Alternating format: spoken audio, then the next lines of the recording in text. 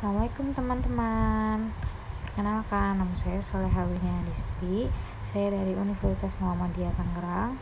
Saya ingin mempresentasikan hasil penelitian saya yang berjudul pengaruh biaya produksi dan biaya promosi terhadap laba bersih perusahaan pada perusahaan manufaktur sektor barang konsumsi yang terdaftar di Bursa Efek Indonesia tahun 2017 sampai dengan 2019.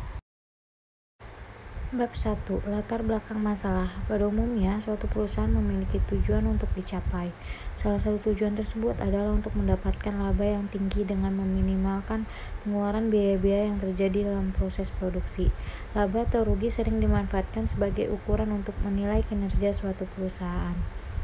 Berikut terdapat tabel biaya produksi, biaya promosi, dan laba bersih pada perusahaan sektor barang konsumsi yang terdaftar pada BI tahun 2017 sampai dengan 2019. Dapat dilihat terdapat naik turunnya biaya produksi, promosi, dan laba bersih pada PT Unilever dan Mayora Indah.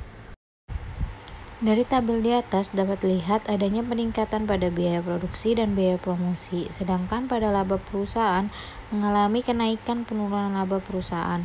Berdasarkan penelitian terlebih dahulu bahwa ada perbedaan hasil penelitian antara penelitian pengaruh biaya produksi terhadap laba bersih pada perusahaan manufaktur yang terdaftar pada Bursa Efek Indonesia. Pada penelitian Yuliawati tahun 2017 menyatakan bahwa biaya produksi tidak berpengaruh terhadap laba. Namun, Jamalu tahun 2012 menyatakan bahwa biaya produksi berpengaruh positif terhadap laba. Sementara untuk biaya promosi, penelitian Widiana tahun 2014 menyatakan bahwa biaya promosi berpengaruh positif terhadap laba bersih perusahaan. Rumusan masalah. Berdasarkan paparan penelitian di atas, maka masalah dalam penelitian ini dapat dirumuskan sebagai berikut. Pertama, bagaimana pengaruh biaya produksi terhadap laba bersih pada perusahaan manufaktur sektor barang konsumsi yang terdaftar di BI periode 2017 sampai dengan 2019. Kedua, bagaimana pengaruh biaya produksi terhadap laba bersih pada perusahaan manufaktur sektor barang konsumsi yang terdaftar di BI periode 2017 sampai dengan 2019. Ketiga, bagaimana pengaruh biaya produksi dan biaya promosi terhadap laba bersih pada perusahaan manufaktur sektor barang konsumsi yang terdaftar di BI periode 2017 sampai 2019. Tujuan penelitian. Adapun tujuan penelitian yang dilakukan adalah sebagai berikut. Pertama, untuk mengetahui pengaruh biaya produksi terhadap peningkatan laba bersih. Kedua, untuk mengetahui pengaruh biaya promosi terhadap peningkatan laba bersih. Ketiga, untuk mengetahui pengaruh biaya produksi dan biaya promosi terhadap laba bersih. Bab 2. Tinjauan pustaka. Green Theory. Teori kegunaan keputusan informasi atau Decision Useful Theory. Lanjut kita ke laba atau profit. Laba atau profit adalah selisih antara jumlah yang diterima dari pelanggan atas barang atau jasa yang dihasilkan dengan jumlah yang dikeluarkan untuk membeli sumber daya alam dalam menghasilkan barang dan jasa tersebut. Biaya produksi. Biaya produksi adalah akumulasi dari semua biaya-biaya yang dibutuhkan dalam proses produksi. Biaya-biaya ini meliputi biaya bahan baku, biaya tenaga kerja, biaya operasional barang atau pabrik, dan lain sebagainya. Lanjut kita ke biaya promosi. Biaya promosi menerapkan sejumlah dana yang dikeluarkan perusahaan dalam promosi untuk meningkatkan penjualan. Hipotesis. Hipotesis merupakan dugaan jawaban sementara yang paling memungkinkan dan masih harus dibuktikan melalui penelitian. Dugaan jawaban ini bermanfaat bagi peneliti agar proses penelitian lebih terarah. Berdasarkan pengertian di atas, maka terdapat hipotesis sebagai berikut. Yang pertama, H1, biaya produksi berpengaruh terhadap laba bersih. H2, biaya promosi berpengaruh terhadap laba bersih.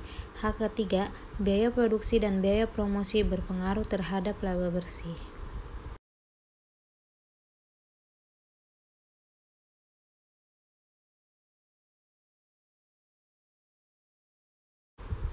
Bab 3. Metode penelitian. Pendekatan penelitian Pendekatan dalam penelitian ini adalah pendekatan kuantitatif, karena penelitian ini disajikan dengan angka-angka. Hal ini sesuai dengan pendapat Ari Kunto tahun 2006 yang mengemukakan penelitian kuantitatif adalah pendekatan penelitian yang banyak dituntut menguakkan angka, mulai dari pengumpulan data, penafsiran terhadap data tersebut, serta penampilan hasilnya.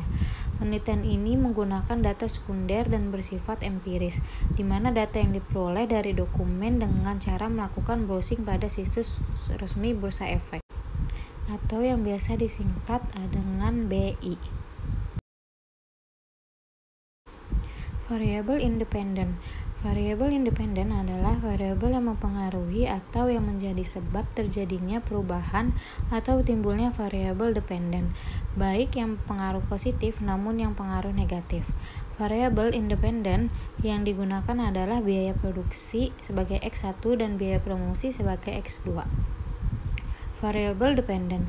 Variabel dependen adalah variabel yang dipengaruhi atau yang menjadi akibat karena adanya variabel bebas. Variabel dependen yang digunakan adalah laba bersih atau Y. Di sini terdapat tabel definisi operasional variabel. Variabel laba bersih Y. Definisi variabel: laba operasi ditambah pendapatan dikurangi biaya dan pajak penghasilan. Pengukuran laba bersih sama dengan laba operasi ditambah pendapatan non-operasi dikurang biaya non-operasi dan dikurang pajak penghasilan. Skala pengukurannya adalah rasio. Kedua, biaya produksi atau X1. Biaya yang dikeluarkan selama proses produksi yang digunakan untuk mengolah bahan baku menjadi barang jadi yang terdiri dari biaya bahan baku, biaya tenaga kerja langsung, dan biaya overhead pabrik. Pengukuran biaya produksi sama dengan rasio biaya bahan baku langsung ditambah biaya tenaga kerja langsung ditambah biaya overhead pabrik. Skala pengukurannya adalah rasio. Biaya promosi atau X2. Nilai yang dikeluarkan perusahaan untuk kepentingan promosi dalam katanya dengan pemasaran produk yang dihasilkan oleh perusahaan. Pengukuran biaya promosi sama dengan rasio biaya iklan ditambah biaya promosi penjualan ditambah biaya promosi selling dan biaya publisitas. Untuk skala pengukurannya adalah rasio. Metode pengambilan sampel. Populasi penelitian dalam menentukan jenis sampel yang akan digunakan dalam penelitian ini yaitu menggunakan teknik purposive sampling, yaitu suatu metode penarikan sampel probabilitas yang dilakukan dengan kriteria tertentu. Sampel penelitian ini diambil secara purposive sampling. Berikut terdapat tabel populasi penelitian. Nama perusahaan yang menjadi populasi penelitian sebagai pengambilan sampel terdapat 5 perusahaan, yaitu PT Mayora Indah Tbk, Kimia Farma Tbk, Unilever, Indofood, dan Mustika Ratu Tbk. Metode pengumpulan data. Dalam penelitian ini, metode pengumpulan data yang digunakan penulis adalah studi dokumentasi. Jenis data yang digunakan dalam penelitian ini adalah data sekunder. Data sekunder merupakan sumber data penelitian yang diperoleh peneliti secara tidak langsung atau melalui media perantara. Data sekunder dalam penelitian ini berupa data laporan laba rugi dan biaya produksi dan data biaya promosi perusahaan pada periode 2017 sampai 2019. Informasi data laporan laba rugi, data biaya produksi, dan data biaya promosi diperoleh dari laporan keuangan perusahaan manufaktur sektor barang konsumsi yang terdaftar di Bursa Efek Indonesia atau BI.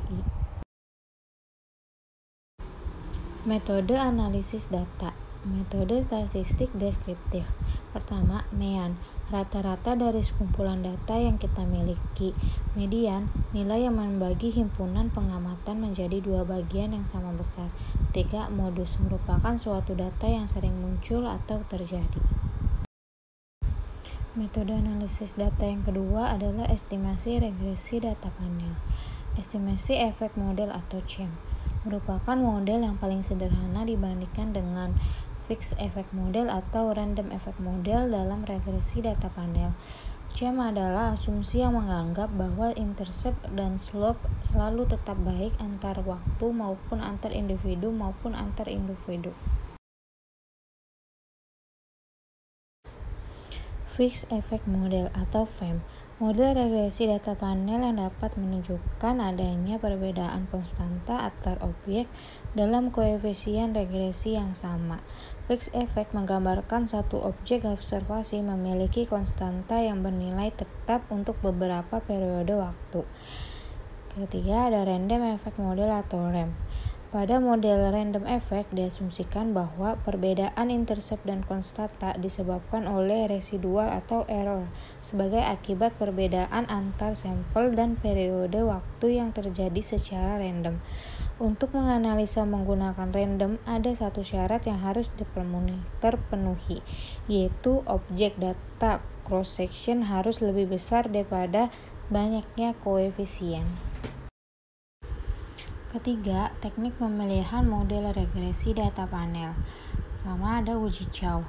Dilakukan untuk mengetahui model CEM atau FEM yang akan dalam estimasi.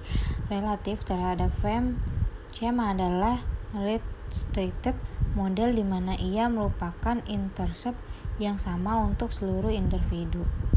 Padahal asumsi bahwa setiap unit cross-section memiliki perilaku yang sama cenderung tidak realistis mengingat dimungkinkan saja setiap unit tersebut memiliki perilaku yang berbeda. Misalnya H0 sama dengan Common Effect Model, H1 sama dengan Fixed Effect Model.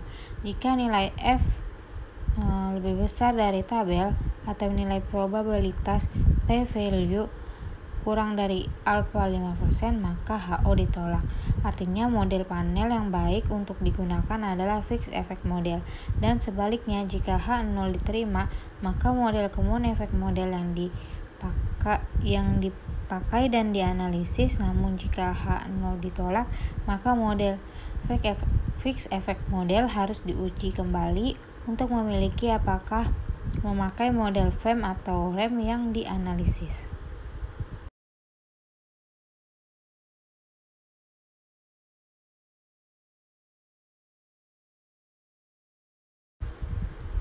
Uji Hostman. Ada beberapa pertimbangan teknik empiris yang dapat digunakan sebagai panduan untuk memilih antara Fixed Effect Model atau Random Effect Model, yaitu yang pertama, bila T jumlah unit time series besar sedangkan N jumlah unit cross section kecil, maka hasil FEM dan REM tidak jauh berbeda.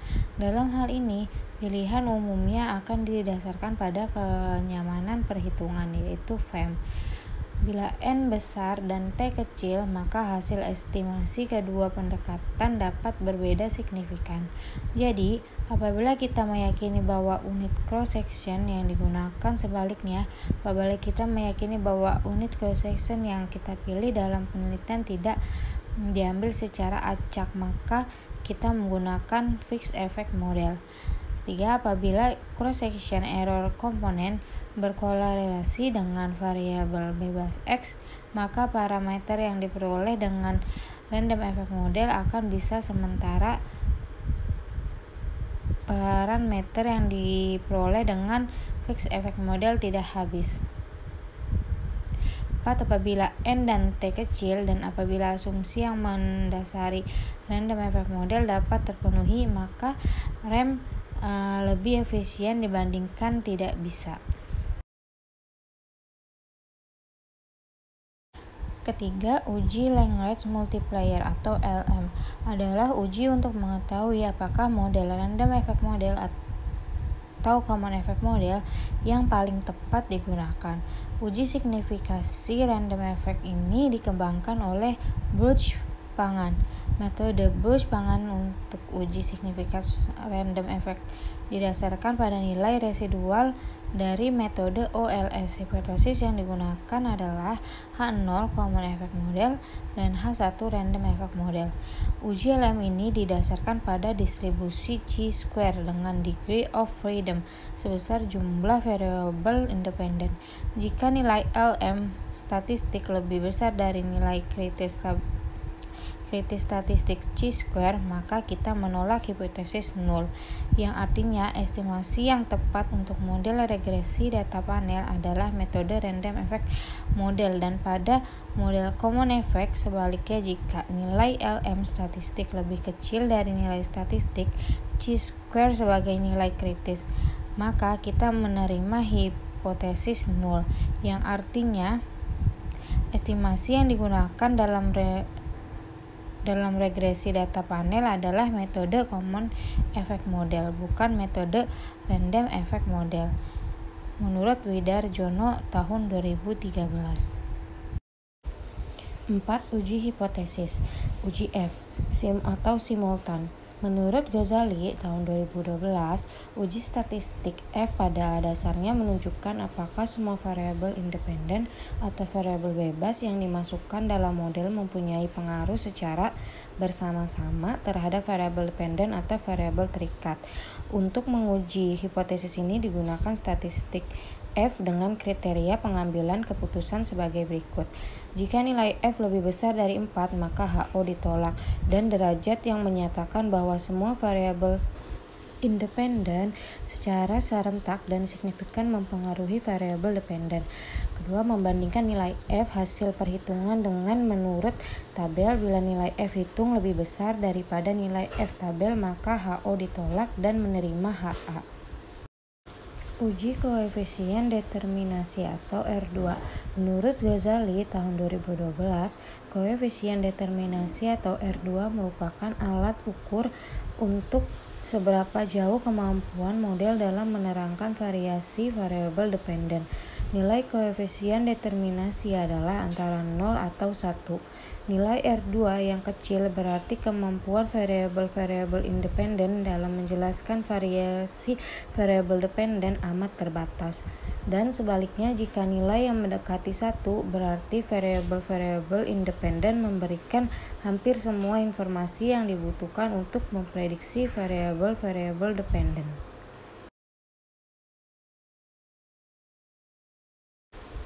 Uji T.